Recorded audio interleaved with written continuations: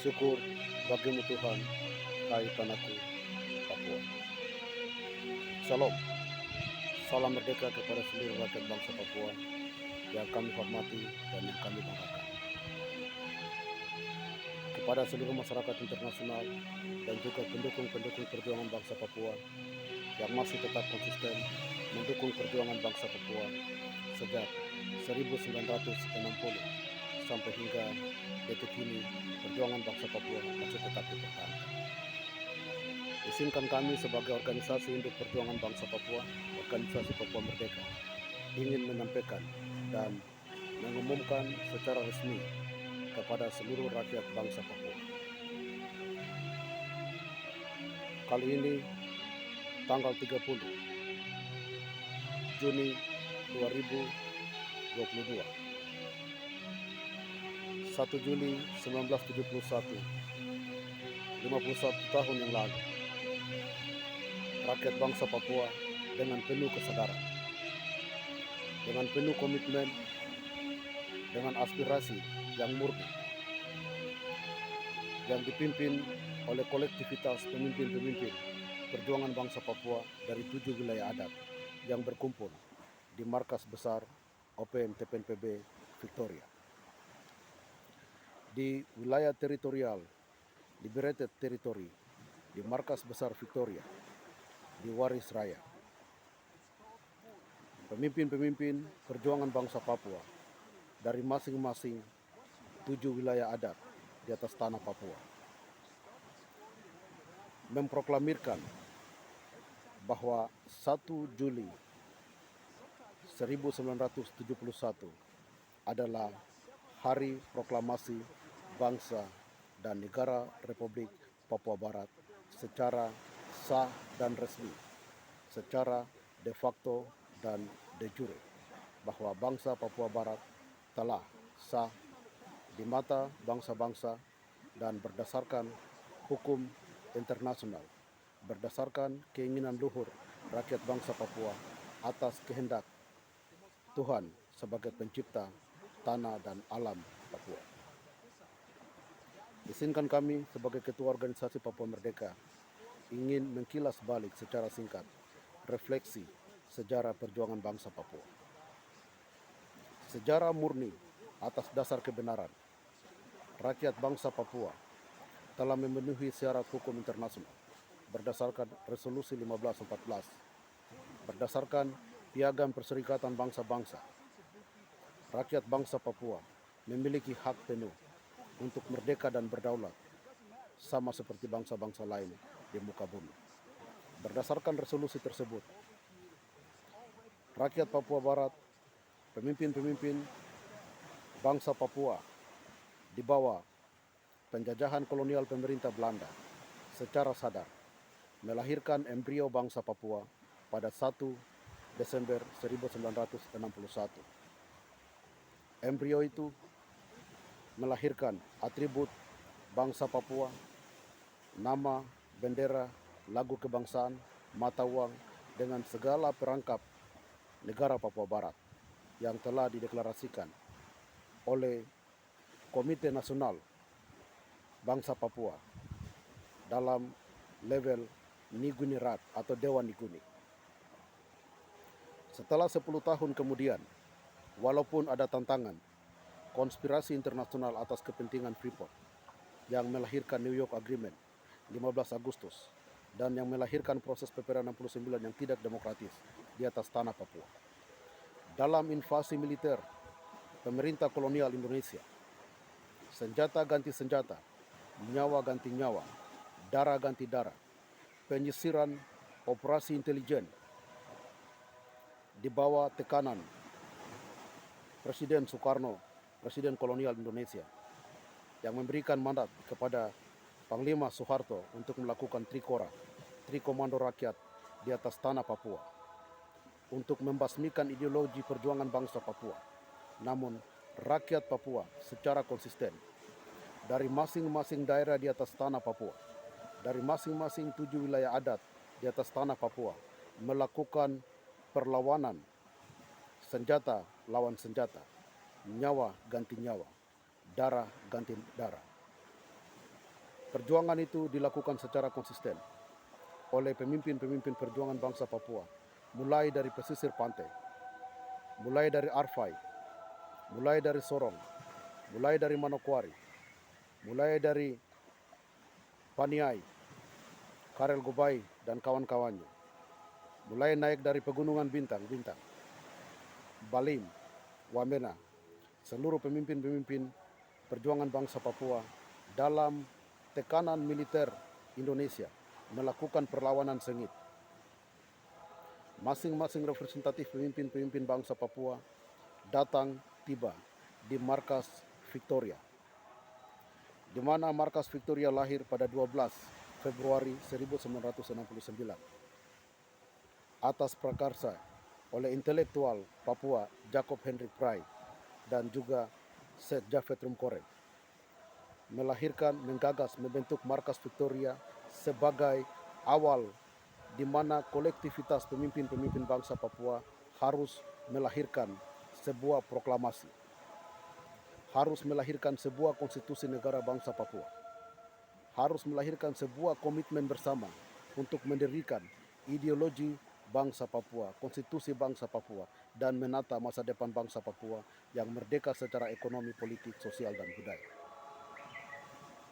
Makna 1 Juli memberikan isyarat penting, pesan penting, mengidentifikasikan bahwa rakyat bangsa Papua telah dimeteraikan atas dasar kesadaran dan aspirasi rakyat Papua, atas dasar kesadaran berdasarkan hikmat yang diberikan oleh Tuhan kepada pemimpin-pemimpin bangsa Papua untuk mengaminkan resolusi 1514 dan deklarasi embrio bangsa Papua 1 Desember 61. Tanpa proklamasi 1 Juli 71, tidak mungkin perjuangan ini dipertahankan. Kalau tidak ada proklamasi, PPRA 69, New York Agreement yang melahirkan PPRA 69 sampai dengan pemberlakuan otonomi khusus dan pemekaran akan sah di atas tanah Papua. Tetapi karena ada proklamasi 1 Juli 71, berdasarkan proklamasi itu lahirlah sebuah konstitusi negara Republik Papua Barat yang disebut dengan Konstitusi 1 Juli 71.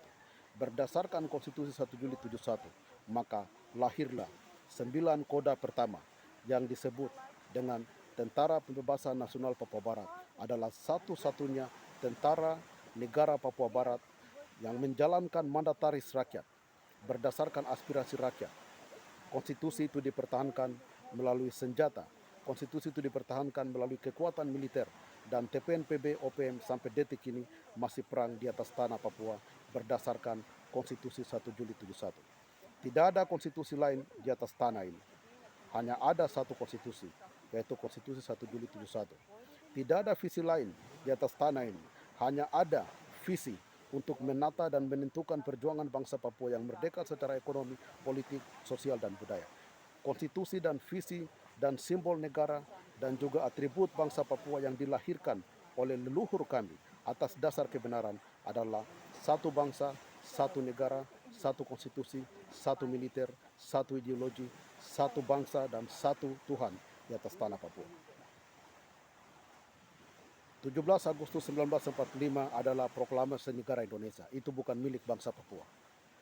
Mulai saat ini seluruh generasi bangsa Papua yang ada dan akan lahir harus menyadari bahwa bangsa ini memiliki konstitusi, bangsa ini memiliki ideologi, bangsa ini memiliki embrio bangsa, bangsa ini memiliki proklamasi yang disebut dengan Proklamasi 1 Juli 71 yang telah diproklamirkan oleh Seth Japhet Rumkoreng dengan jabatan sebagai Presiden Republik Papua Barat pertama dengan pangkat Brigadir Jenderal. Oleh karena itu, jika tidak ada konstitusi ini, maka tidak mungkin perjuangan ini dipertahankan. Sudah pasti kolonial dan kapitalis merabik-rabik seluruh tanah Papua, membunuh seluruh tanah Papua, membasmikan seluruh tanah Papua.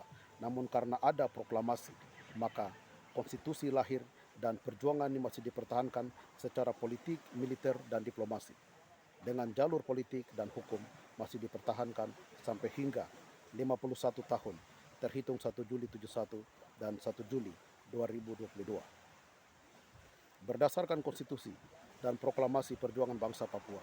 Maka diplomasi OPM internasional mulai dari wilayah-wilayah benua Pasifik, Australia, Amerika, dan Eropa masih terus berjalan. Senegal, kantor pertama perjuangan bangsa Papua lahir berdasarkan proklamasi dan konstitusi 1 Juli 71. Vanuatu, kantor pertama Papua Barat lahir pada tahun 78 berdasarkan konstitusi 1 Juli 71 dan proklamasi negara Republik Papua Barat. Dan sampai detik ini, generasi-generasi muda dan juga sejarah tidak bisa dimatikan. Indonesia dan internasional tidak mampu menteroris bangsa Papua atau menstigmatisasi OPM sebagai teroris, karena rakyat bangsa Papua punya ideologi, punya proklamasi, punya konstitusi, punya embrio yang secara legal yang sulit dibantah dan sulit dimanipulasi oleh kapitalis bahkan kolonial di mata hukum internasional, di mata kebenaran, dan di mata Tuhan. Oleh sebab itu, pada hari ini, tanggal 30 Juni 2022, kami sebagai Ketua Organisasi Perjuangan Bangsa Papua menghimbaukan kepada seluruh rakyat bangsa Papua, kepada seluruh pemimpin-pemimpin perjuangan bangsa Papua, rakyat Papua yang ada di atas tanah Papua, rakyat Papua yang ada di diaspora, di seluruh benua, di penjuru dunia yang saat ini ada. Mari bersama-sama kita mengaminkan, menghormati, merenung kembali refleksi sejarah, proklamasi yang dicetuskan di masa perang, yang dicetuskan di saat tekanan perang operasi militer kolonial Indonesia, yang dicetuskan atas dasar hikmat Tuhan yang diberikan kepada pemimpin-pemimpin bangsa Papua untuk mendirikan sebuah negara. Ini adalah proklamasi kami, ini adalah sejarah kami, adalah sejarah bangsa Papua. Ini adalah nilai dan kehormatan bangsa Papua untuk harus direnung dan dirayakan oleh segenap bangsa Papua dari generasi yang dahulu, generasi sekarang, dan generasi yang akan datang. Rayakan 1 Juli 2022, 51 tahun, dengan penuh semangat perjuangan bangsa Papua, semangat 71, merebut kembali kedaulatan yang telah dirampas oleh kolonial melalui PPRA 69. Rakyat Papua, pelajar dapat melaksanakan hari besar dengan cara Anda. Militer TPNPB di hutan akan merayakan upacara 1 Juli 71 di masing-masing pertahanan di seluruh tanah Papua. Anda dapat berdoa, beribadah, Anda dapat melakukan apapun dengan cara Anda. Anda mengerti dan kami semua bersama-sama mengerti bahwa kami adalah sebuah bangsa yang memiliki proklamasi, yang memiliki deklarasi, yang memiliki sejarah, yang memiliki nilai, kehormatan, filosofi, dan ideologi untuk harus dipertahankan secara bertanggung jawab. Demikian himbauan ini, dan kepada seluruh rakyat bangsa Papua, selamat merayakan 1 Juli 1971, 1 Juli 2022, 51 tahun.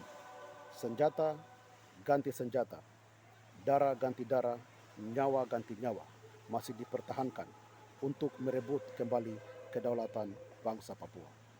Dari markas besar TPNPB OPM Victoria, tempat proklamasi ini dicetuskan, tempat konstitusi ini dilahirkan, tempat perjuangan ini digagas, kami menyampaikan salam kemerdekaan, salam proklamasi kepada Anda sekalian untuk menjalankan hari proklamasi 51 tahun dengan penuh rasa tanggung jawab sebagai sebuah bangsa, sebagai rakyat yang dapat mengerti sejarahnya, menghormati sejarahnya dengan utuh, konsisten, solid, dan absolut. Tuhan memberkati kita bersama kami, Ketua Organisasi Perjuangan Bangsa Papua, Ketua OPM TPNPB, Jeffrey Pamana. Salam merdeka.